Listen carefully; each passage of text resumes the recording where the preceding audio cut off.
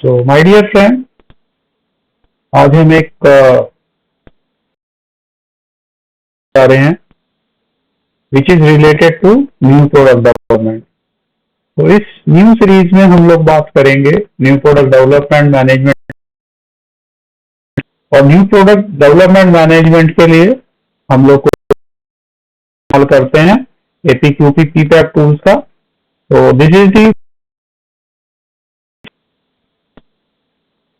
So why there is a requirement of new product development management? तो देखिए, जैसे कि आजकल आप लोग जानते हैं there is a very tough competition in the market और there is a requirement कि जो भी हम पार्ट को प्रोड्यूस करें, पार्ट हमारा कस्टमर की जो रिक्वायरमेंट है उसको फुलफिल करे और जो भी अपने पार्ट को डेवलप करना है वो हमें कम से कम लीड टाइम में डेवलप करना है। एक्शन और या जो उसका सेल्स प्राइस है पार्ट का वो कम से कम होना चाहिए।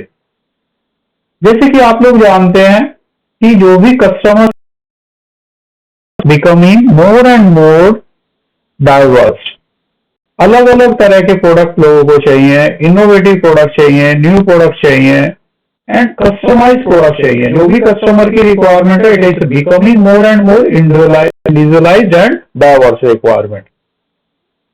और जैसे कि आप लोग जानते हैं कि कोई भी प्रोडक्ट है उसकी जो लाइफ साइकिल है वो शॉर्ट होती जा रही है। जैसे मोबाइल की बात करें या हम व्हाइट गुड मार्केट में बात करें या हम कंपनीज को जल्दी से जल्दी नए से नए इनोवेटिव प्रोडक्ट्स को लॉन्च करना होता है। So due to all these reason कोई भी जो कंपनी है they are required to be efficient, जिससे कि वो लोग प्लानिंग, डेवलपिंग और इवैल्यूएशन है, जो भी प्रोटोटाइपिंग है, उनको जल्दी से जल्दी कर सके। वाई चाहे न्यू प्रोडक्ट और new production equipment. As you know, जैसे कि आप लोग आपकी कंपनी है, तो सब कुछ जो भी आपकी मैन्युफैक्चरिंग कॉस्ट है, हर चीज को कम करना बहुत बार आपके कंट्रोल में नहीं होता। It is not under your domain of control. उसका कारण, सबसे बड़ा क्या कारण है कि हम जो भी कोई आइटम को मैन्युफैक्चरिंग कर रहे हैं इन आवर प्लांट, 60 to 70% उसमें मटेरियल और जो हम लोग परचेजिंग कर रहे हैं उसकी कॉस्ट है, जो कि हमारे कंट्रोल से बाहर है, क्योंकि we are buying, we are purchasing different items from other companies.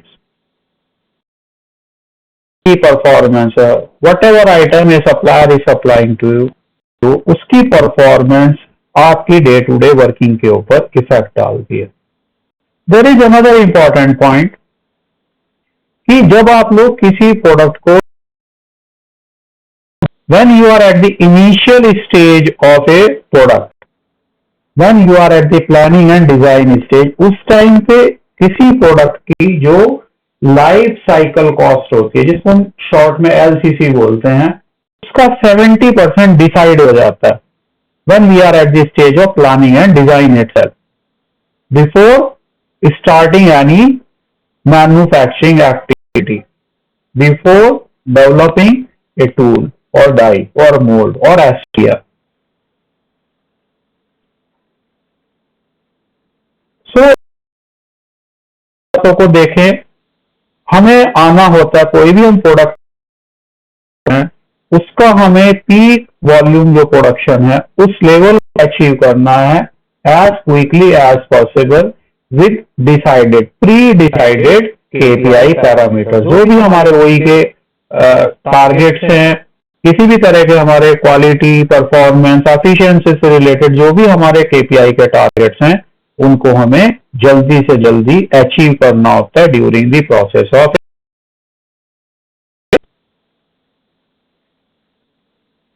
देखिए, कोई भी कंपनी है उसका सर्वाइवल तभी पॉसिबल है अगर वो कंपनी प्रॉफिट जनरेट कर रही है by selling their product and services. जैसे कि मैंने आपको बताया था, now we are in a global competitive market. All the global players, they are in India in manufacturing, different, not in a position wherever we are having a monopoly. So, क्या सबसे ज्यादा important हो गया कि जो भी हम product को बना रहे हैं उसकी वैल्यू जो है कस्टमर की निगाह में ज्यादा से ज्यादा हो, कॉस्ट ऑफ मैन्युफैक्चरिंग कम से कम हो, और इन सब चीजों को अचीव करने के लिए देयर इज ए रिक्वायरमेंट कि जो भी हमारे रिसोर्सेज है, मैन, मशीन, मटेरियल, इक्विपमेंट्स, उनको हम एफिशिएंटली यूज कर पाए from starting to finishing of a part और delivering a part to the customer. देखिए, जो हमारा नए पार्ट का डेवलपमेंट प्रोसेस होता है या हम किसी डेवलप करते हैं, नॉर्मली उसके लिए जो हम लोग स्टेजेस से गुजरते हैं। So we move through various trials, start from the design proto, जिसको हम शॉर्ट में डीपी ट्रायल, जिसको हम पीपी ट्रायल बोलते हैं, मास प्रोडक्शन ट्रायल, जिसको हम एमपीटी भी बोलते हैं, pilot production and start. So these are various stages we follow when we develop a new car. So these are the steps followed by the one of the leading car manufacturer in India. तो जो हमारे ये trials हैं, they are as we progress through a part development period. तो हमारे ये normally main trial, लोगों को पता होगा कि इन ट्रायल्स की रिक्वायरमेंट को मीट करने के लिए आपको वेरियस ट्रायल स्टेजेस के ऊपर कुछ पार्ट्स, ट्रायल पार्ट्स देने होते हैं customer. So when we move through from one stage to another stage of this trial, जब हम एक ट्रायल से दूसरे ट्रायल की तरफ आगे बढ़ते हैं, तो we observe number of problems. Number of problems का पैटर्न है कि जैसे जैसे हम अपने ट्रायल स्टेज में बढ़ रहे हैं, when we are at the mass production trial और when we are near the SOP, उस टाइम पे हमें मैक्सिमम से ज्यादा प्रॉब्लम फेस करनी पड़ती हैं। और एसओपी शुरू हो गया, उधर हमें लार्ज क्वांटिटीज में पार्ट्स को सप्लाई करना है ओईएम सप्लायर्स को, और हम लोगों को क्या करना पड़ रहा है, रिपेयर करना पड़ रहा है, फैब्रिकेशन करना पड़ रहा है।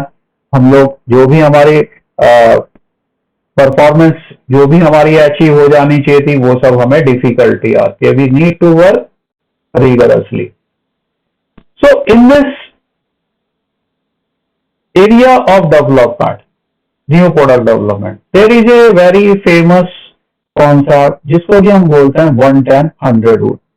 सो it may be new for some. क्या है 1-10-100 rule?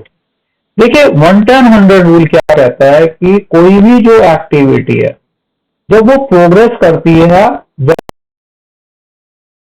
We are moving from one process या स्टेज पे आगे बढ़ रहे होते हैं, तो कॉस्ट ऑफ करेक्टिंग एन, इसका क्या मतलब है कि अगर आप जितना जल्दी किसी प्रॉब्लम को एग्जाम्पल के तौर पे जाएगा, हम देखें, अगर हमने किसी प्रॉब्लम को डिजाइन प्रोटो की स्टेज पे फिक्स करेगा, उस टाइम पे अगर कोई भी हमारा प्रॉब्लम हमने ऑब्जर्व की, उसके हमने कॉस्ट को एलिमिनेट करने के लिए कोई काउंटर मेजर लिया। अगर डिजाइन प्रोटो पे उस काउंटर मेजर की कॉस्ट 100 रुपीज है, अगर वही प्रॉब्लम हम प्रोडक्शन प्रोटो के टाइम पे जाके करेंगे, उसका अप्रोप्रिएट काउंटर मेजर लेंगे, तो it is going to cost you ₹1000, 10 times higher. अगर वही प्रॉब्लम आप मास प्रोडक्शन के, it may cost you ₹10,000, and if you correct for the company, that is going to cost ₹1,00,000। और अगर आप सोच रहे हैं नियर दी एसओपी के बाद आप need to put more and more effort, जैसे जैसे आप डेवलपमेंट पीरियड में लेट करते जाएंगे प्रॉब्लम सॉल्व करने के लिए, you need and more time and more money to overcome that problem. Some of the important points are there for कि किन किन प्रॉब्लम्स को अवॉइड टीम ने जो प्रोडक्ट डेवलपमेंट की एडवांस स्टेजेस हैं उनको प्लान करना है, उनके ऊपर काम करना है। सो जो भी न्यू प्रोडक्ट डेवलपमेंट की टीम है उनको बहुत से डिजाइन सिमुलेशन करने चाहिए, अलग अलग प्रोटोटाइप बनाएं, अलग अलग सिमुलेशन करें, जिससे कि जो भी प्रोसेस से रिलेटेड डिफेक्ट हैं जो कि हमें एनपीडी में स्टेजेस में पता चलते हैं, उन प्रॉब्लम्स को हम पहले से ही करेक्ट कर सकें। जो भी एनपीडी की टीम है उन्होंने ये इंश्योर करना है कि कोई भी पार्ट है वो, जैसे अलग अलग WIP के फिनिश पार्ट होते हैं, तो जो भी पार्ट है, ओके पार्ट है, NG पार्ट है, रिवर्क के लिए हमारा कोई पार्ट है, उनका प्रॉपर आइडेंटिफिकेशन होना चाहिए पार्ट का, और उनके लिए डेडिकेटेड वेल मार्क्ड लोकेशन होनी चाहिए। जो भी एनपीडी की टीम है, they are suppose to be focus more and more कि आप कितने अपने प्रोसेस को ज्यादा से ज्यादा ऑटोमेशन की तरफ, कितना आप प्रोसेस को मैक्सिमाइज कर सकते हैं और ऑटोमेशन। जो भी आपका प्रोसेस फ्लो है, कंसिडरेशन, जो भी आपके नंबर ऑफ प्रोसेसेस हैं, जैसे लेंथ ऑफ प्रोसेस फ्लो, जैसे कि आप लोग OP30, OP40, OP50 अलग अलग आपके ऑपरेशन की stage, they are suppose to be lesser and lesser. WIP parts जो हैं उनकी इन्वेंट्री मिनिमम होनी चाहिए। हमारा जो लाइन बैलेंसिंग है from one station to another station, हमें मेंटेन क्या करना है, सिंगल पीस फ्लो को मेंटेन करना। जो भी हमारे पार्ट्स हैं उनका जो flow that is suppose to be arrange in a such a way कि जिससे कि जो आपके पार्ट्स का मिक्सअप हो और जो मल्टीपल हैंडलिंग है, कोई भी मटेरियल है आपका, उसकी मल्टीपल हैंडलिंग ना हो, कम से कम हैंडलिंग हो। प्रॉपर लोकेशन होनी चाहिए फॉर इंस्पेक्शन पॉइंट्स, कहां पर हमारे क्वालिटी गेट हैं या कहां पर हमारे इंस्पेक्शन पॉइंट हैं। You need to place visual aids, visual management practices को आपने फॉलो करना है। रिपेयर स्टेशन, रिवर्क स्टेशन है, they should be properly identified. क्या हमारा रिजेक्टेड पार्ट्स है उनका कहां पर लोकेशन है, उनका कैसे स्टोरेज है, क्या हमारा सिस्टम ओके पार्ट्स का। बहुत बार क्या होता है कि हम लोग रिवर्क जनरेट करते हैं, तो उनको कैसे हैंडल किया होगी, क्या हमारा स्क्रैप का प्रोसीजर होगा। जैसे आजकल there is a very famous concept, red bin concept for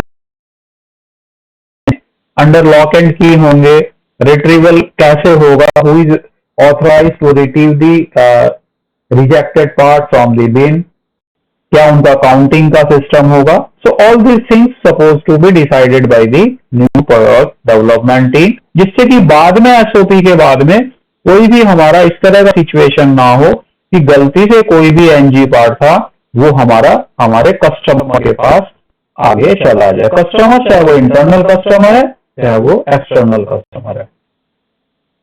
जो भी सप्लायर्स हैं, सब suppliers they must have the facility, उनके पास फैसिलिटी होना चाहिए। जो भी आपके मारे हुए पैरामीटर्स हैं, या तो आपके पास इन हाउस उनको टेस्टिंग के लिए फैसिलिटी होना चाहिए, या जो गवर्नमेंट अप्रूव्ड लैब्स हैं वहां से आप उनको टेस्ट कराएंगे जो भी मारे हुए पैरामीटर्स हैं।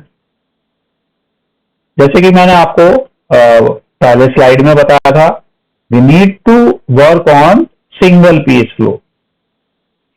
इनपुट है, जो भी सप्लायर्स हैं they need to take input from the customer, whether it is a OEM, whether it is a Tier 1। क्या उन लोगों के यहाँ बेस्ट प्रैक्टिसेस हैं वो हमने बेंचमार्क करनी है। Quality problem history suppose to be maintain for हमारी क्वालिटी की प्रॉब्लम हमारे दूसरे पार्ट्स की, हमारे पास में कोई भी पास्ट की हिस्ट्री है, चाहे वो डेवलपमेंट ट्रायल्स हैं या रनिंग में कोई प्रॉब्लम ऑब्जर्व की है, तो we should have the history. So it becomes the part of customer voice.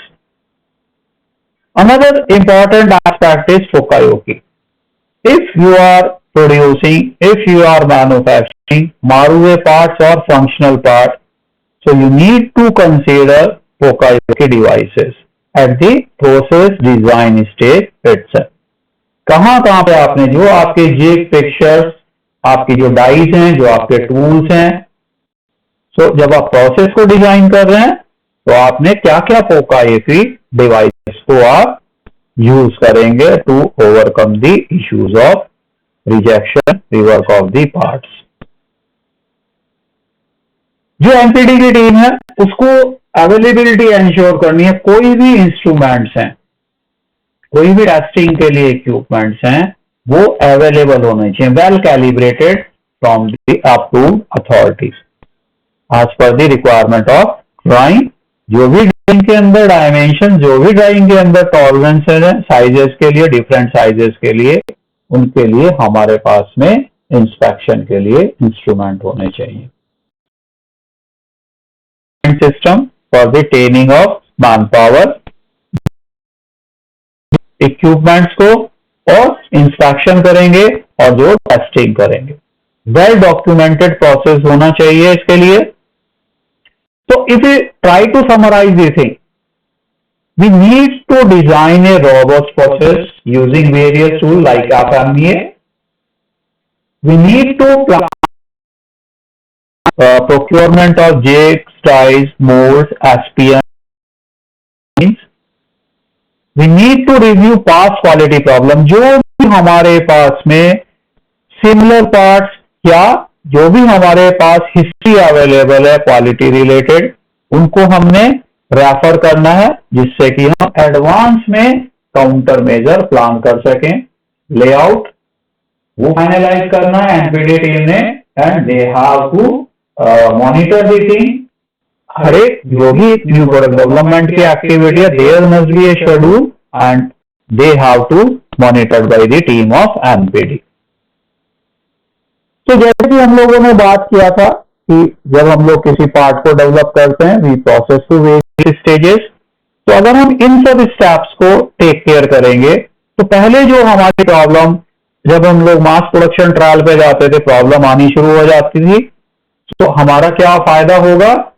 We may able to overcome this problems. हम इन प्रॉब्लम्स को अप्रोप्रिएट काउंटर मेजर लेके एड्रेस कर सकते हैं ड्यूरिंग दी पार्ट डेवलपमेंट. तो जो हमारा एपीक्यूपी इसी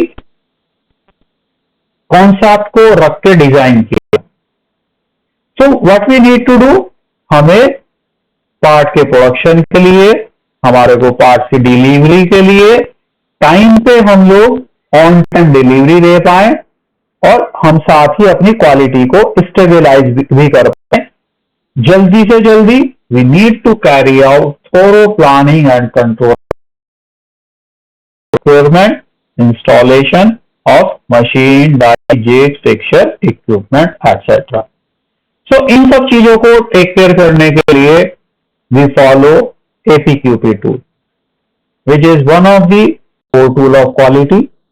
So my dear friend, APQP process के बारे में डिटेल में मैं बात करूंगा. जो भी मेरी आगे आने वाले पार्ट्स हैं इस सीरीज के अंदर, there we are going to discuss various aspect, various approaches, principle of APQP, how we follow the process of APQP, what is the meaning of advance product quality. So please stay there. So you can scan my YouTube channel QR code also. So my dear friend, this is not the end of the journey, but it is only the beginning.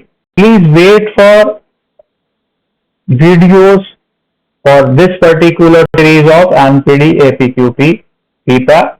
Thank you very much. So that is all for today from my side. Once again, thank you very much.